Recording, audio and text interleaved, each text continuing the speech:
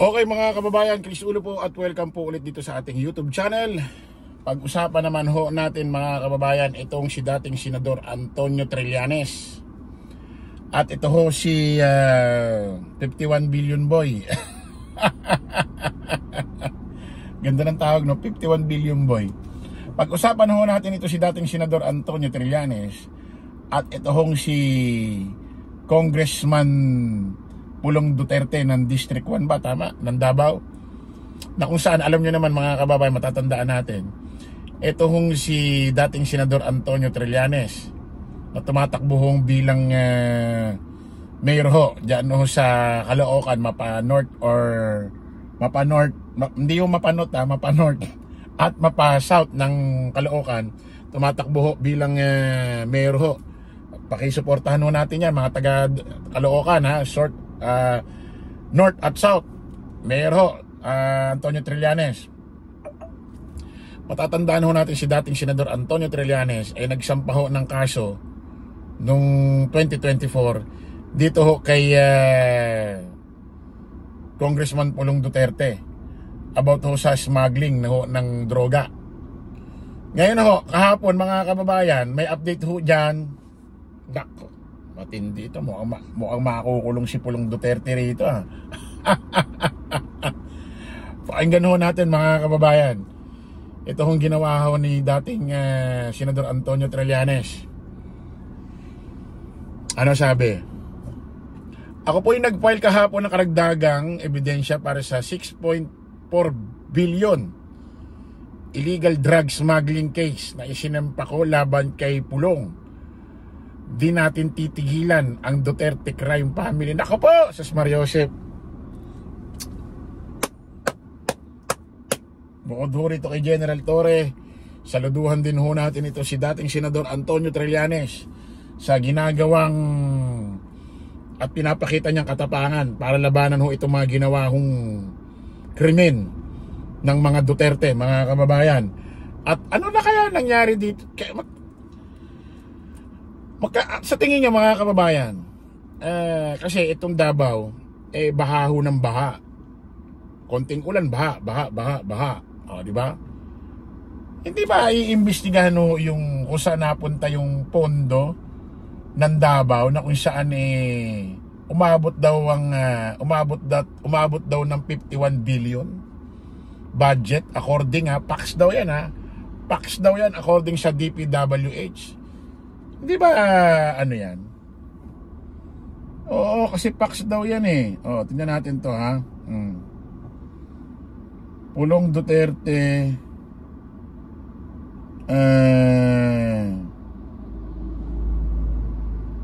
tingnan natin, pakinggan natin ha. Pakinggan natin, pakinggan natin. Hindi, iba pala to. 51 billion. Cost set based on data they gathered from a Philippine Congressional Panel calls for ito. Inigan ang House Appropriations Committee na kailangan balansehin ng Kamara ang distribusyon ng budget sa mga mambabatas. Ito'y matapos magpahayag ng pagkadismaya si Davao City 1st District Representative Paulo Duterte sa ginawang pagbawas ng Kamara ng alokasyon ng budget sa kanyang distrito ngayong taon. Sa post sa social media ni Davao City 1st District Congressman Paulo Duterte noong January 9, binawasan umano ng 2 bilyong pisong alokasyon ang kanyang distrito at nag-iwan lamang ng 500 milyon para sa mga Davaoenyo ngayong taon.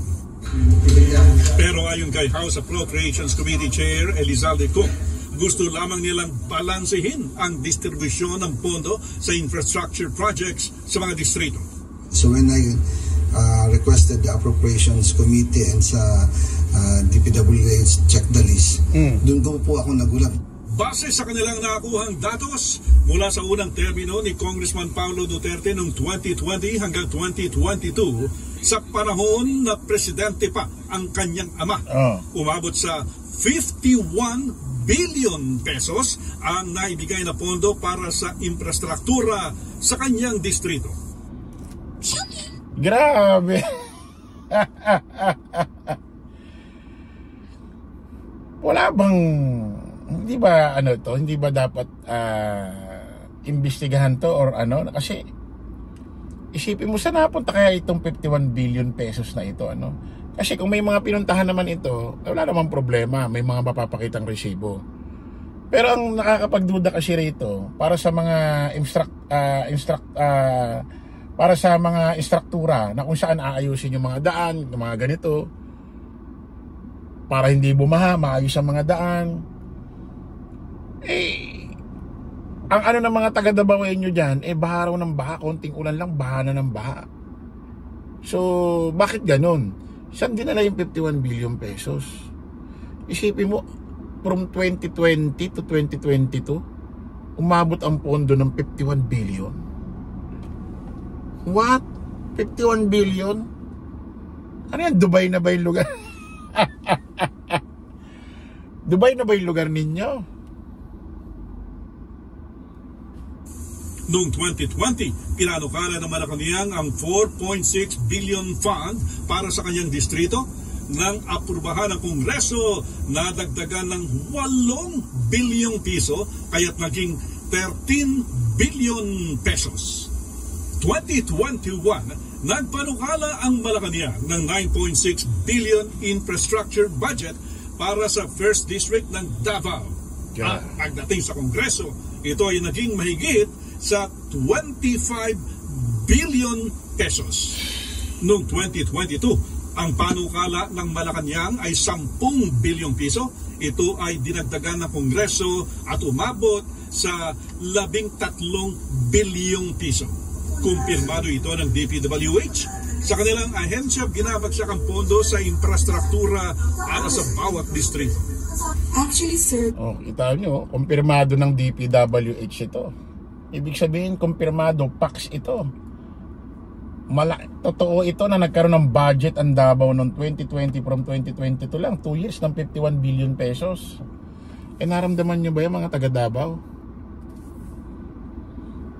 base po sa records ng aming programming division, we confirm na yung pong mga amounts na nabanggit ninyo in 2020, 2021, 2022, base po sa National Expenditure Program ng DPWH at yung pong General Appropriations Act sa distritong ito ay tama po. At we confirm those budgets. Ayon kay Ko, ang alokasyon sa distrito ni Duterte ay ang pinakamalaki umano sa kasaysayan ng bansa. Unprecedented. Grabe. Utik narinig niyo mga kababayan. Sa kasaysayan ng Republika ng Pilipinas, ng bansang Pilipinas, yung nangyaring pondo ng Davao from 2020 to 2022, may pinakamalaking pondo sa kasaysayan na nangyaring pinakamalaking pondo. Isipin nyo, 51 billion pesos. Putik na yan. Panukala lagi na Malacanang yon, yung pondo na yon. Grabe naman. I love my country, sabi lagi ni Digong, I love my country. Tapos yung Davao nyo lang ang may ganong kalaking budget. Sobra-sobra, especially for a developed country. So nung nagreklamo po si Congressman Pulong, I have read that na Facebook na nag-complain siya na nabawasan. So pina-check po natin yung data na sinasabi niya na nabawasan. So I called yung sa APRO, paano naman nabawasan ng 51 billion nga po yung na-receive niya in the last 3 years.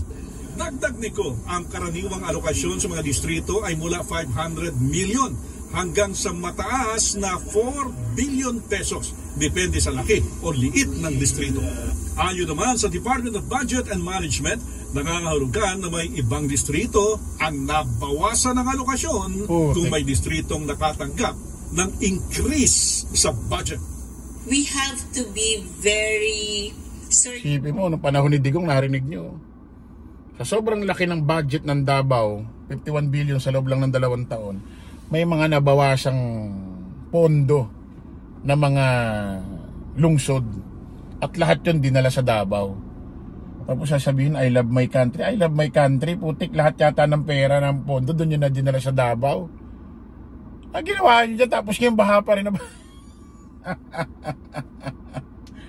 Tapos ngayon baha pa rin ho ng baha. Kaya nga dapat mga kababayan, yung sinampaho ni dating Senador Antonio Trillanes na drug smuggling, maganda tanungin din, imbestigahan din yung 51 billion budget na yung ginawa sa Davao diyan kay Pulong Duterte. Sabi ko nga, kung legit naman yan na napunta lahat sa instruktura diyan sa mga daan diyan sa Davao, kung may mga ebidensya naman, wala naman magiging problema, di ba? Okay, maraming salamat po mga kababayan. Kita-kita ulit tayo sa panibagong live, panibagong vlog. Paalam po samantala ang inyong lingkod, Don Crisulo. Lagi natin tatandaan doon, follow the majority, follow the right way. Maraming salamat po. Kita-kits po tayo ulit. Bye-bye.